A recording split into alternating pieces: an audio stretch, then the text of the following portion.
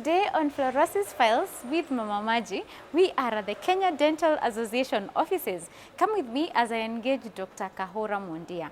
He is the president, Kenya Dental Association. Kenya Dental Association is a national body for dentists that champions for better oral health for all Kenyans. So he will share his insights on the prevalence of dental fluorosis, the number of dentists that we have in the country, the policy direction in our country in the context of dental fluorosis, and much more. So come with me. My name is Dr. Kahura Mundia. I'm the president of Kenya Dental Association and a practicing consultant oral and maxillofacial surgeon in Kenya. Well, the Kenya Dental Association does exist to provide for advocacy on access to quality oral health care, as well as educate members of the public on ways to prevent issues that cause them bad oral hygiene. So these issues can be like decay, issues like smoking, issues like consumption of bad water with excess fluoride that causes them fluorosis. So as KDA, our roles are really cut out in a way that we just want to help the public to minimize the disease pattern. Well, the situation in Kenya as regards the persons who are trained to provide dental care services is quite dire. We have a country with about 57 million persons and about 2,000 practitioners registered since 1978 when the regulator came into force. And this number is not adequate. And because there are not enough clinicians to provide services, we find the aspect of education is not well covered, that many persons go ignorant about maintaining good oral hygiene. And when you don't maintain good oral hygiene, you suffer conditions now like dental fluorosis, dental decay, dental abscesses, things that are preventable. So all these things should not be experienced by members of the public if we had enough doctors in the country. So we want to call upon the regulators, like the universities that are training, to see whether they can push to have their infrastructure expanded, to have more doctors being trained to meet the needs of these many people that we have in Kenya. Access to dental care services is at the public hospitals or the private hospitals. And we'd find that most of the private hospitals are well equipped to provide curative services as well as preventative aspects for this kind of diseases and conditions such as dental fluorosis. But we find that in the public hospitals, not very many of them are well resourced. They're either short-staffed, or even if they're staffed, they're probably lacking like functional equipment or even materials like consumables that are used to manage such conditions as dental fluorosis. Now, because of this, we find that there are many persons who live with bad teeth. Bad teeth not because it is a choice, but because they're not able to access the clinicians. And if they do access the clinicians, the hospitals, if it's a public sector, they're not ready to attend to their needs. So these issues, on the good flip side, is that they're preventable. If we don't consume bad water, and bad water in this case is water that has excess fluoride, we are able to prevent such conditions. And the prevention aspects are most important between the ages of 0 to ages 7 of the children. So after 7 years, if you consume bad water, you are very much likely to present from ages 8 with teeth that are discolored, teeth that are not attractive of sorts, and teeth that are very expensive to manage, especially if it's in the private sector. And again, expensive if you go to the private hospitals, public hospitals, and you don't find a doctor. These are conditions that are manageable today. We should not be where we are. On the aspects of payments for dental fluorosis or the discoloration of the teeth, generally, most of the private insurances and the public insurances do not cater for this service because they see it as a cosmetic need. And a cosmetic need is very hard to quantify when you have a larger population of affected by bad water. So even in Kenya right now that we're having SHA, that's the Social Health Authority, in its coverage programs, it does not cater for whitening or bleaching or even masking of these affected teeth because it's quite expensive. And if they were to map all that, they'll probably start saying they don't have enough funds to keep them sustainable. So we do have a big challenge on the financing of payments towards these conditions management. From a global point of view, we do have a duty to educate members of the public about the importance of maintaining good oral health. And along these lines, we do know that the body has many elements or many body parts. We do have the mouth as a constituent of that body. And treatment of conditions or diseases in the mouth ensures that you have general body well-being. So we find that conditions such as dental decay, dental abscesses, dental fluorosis do affect how the general body functions. You can find conditions such as pregnancy conditions, where if a mother has been expectant and they've not been maintaining their teeth well, they are likely to have a low birth weight pregnancy or delivery of a child with low birth weight. And diseases such as diabetes, they do have a direct correlation. That again, persons who do not maintain good oral hygiene, they end up with a worsening outcome of their diabetic condition. Again, you find persons with respiratory conditions who've not been able to manage good oral hygiene, their conditions keep on to get adverse. So we do advise as persons practicing the oral, in the oral cavity that maintenance of good oral hygiene is very important.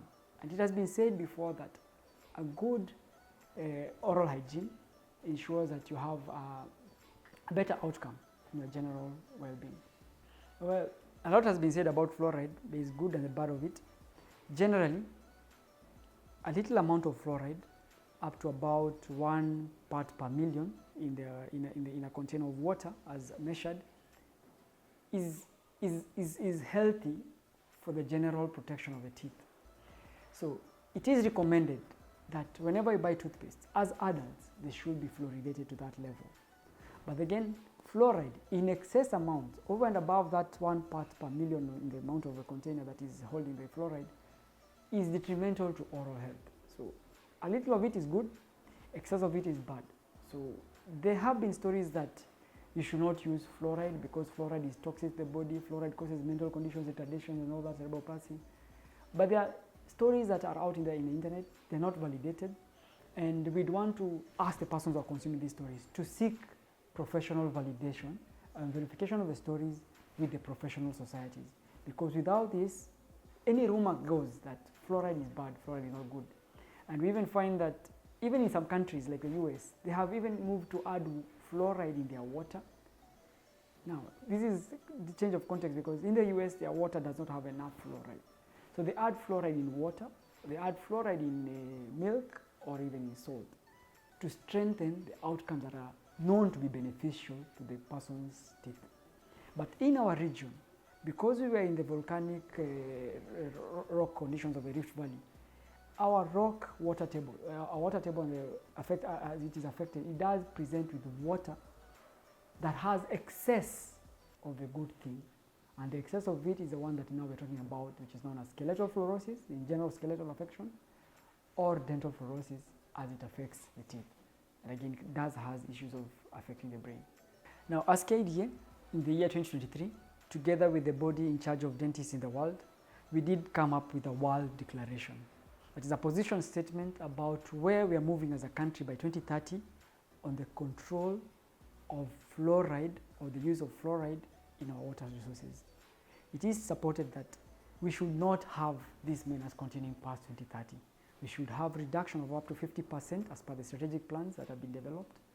And again, you should have enough persons that trained as the clinicians to provide curative aspects for the same and to educate members of the public on the reduction of this menace of dental fluorosis.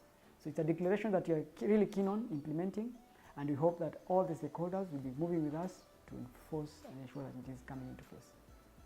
Yes, awesome. There's something that I wanted to ask you. I think The regulator and the policy. I can add on the policy, on the oral health policy. And put it to the stakeholders now. Yeah. Okay, so. Ama utaisema kama partnership. I could still do it as a partnership, yeah.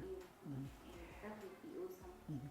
So the stakeholders in the field of dentistry, or particularly in oral health care, there are quite a number. We do have the clinicians themselves, the professional bodies, KMA, Kenya Medical Association, the Pharmaceutical Society of Kenya, the KDA, Kenya Dental Association, the county governments, the water regulatory bodies, our professional regulatory bodies, and even NEMA, that is the National Environmental Management Authority. So all these stakeholders have a key role to play in the type or the quality of water that persons consume. So we find that in most parts of the country, like I keep saying, the water is bad quality. It's not, the levels of fluoride has not been measured. And if it is measured, it's in a few places.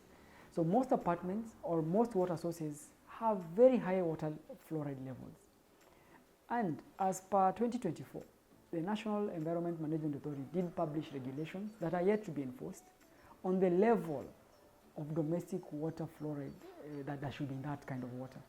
But the enforcement has not been happening, and we'd want to speak to stakeholders to marshal up forces with the clinicians to engage on education. All residents in all these apartments, they need to be aware that if they're having bad water being dispensed to them as tenants, that should not happen. They should have the management or the landlord of these buildings have ways of cleaning up their water and ensuring that the water is measured regularly on the fluoride levels so that they have quality water being consumed. Otherwise, they're just breeding more problems by not enforcing the law. So, as KDA, we will continue to speak about fluorosis, and through the Nairobi Declaration of Fluorosis, we'd want to have the country map out areas where, or zones that are mapped, that these are hot zones of bad water. And persons living in these areas need to have their water and issues checked.